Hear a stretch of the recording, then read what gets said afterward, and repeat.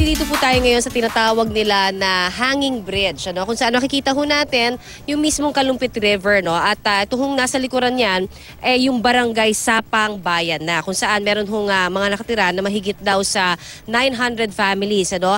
At lahat ng mga naroon ngayon ay nasasadlak ho talaga ngayon sa hirap ng dahil na rin sa napakataas na tubig baha. In fact, yung mga sinasabi nilang areas dun sa may dulo pa ay lagpas tao na. At kanina lamang ay may mga nakausap tayo dito, no, na nanghihingi ng mga saklolo doon sa mga nagbabangka. Nakita natin, ano, para makatawid ka doon sa isang Sapang Bayan mula doon sa kanilang lugar papunta dito sa may area naman ng mismong evacuation center, kailangan mong magbangka. So kanina marami na silang sinasabi na kailangan talagang i-rescue doon, lalong-lalo na yung mga matatanda.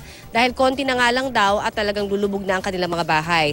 Samantala, sa mga oras din na ito ay nagbibigay naman tayo ng agahan para sa mga bata doon sa mga evacuation center. Particular na ho na binibigay natin ay yung pares, ano, pampainit ng sikmura. At gayon din, nagbibigay din ho tayo ng relief goods mula naman sa Kapuso Foundation, kung saan ay meron ho itong laman ng mga noodles, delata at bigas para ho naman na makapagbigay ng saya kahit papaano, no, sa ating mga kababayan na naroon ngayon sa evacuation center. Balik muna sa inyo dyan sa studio.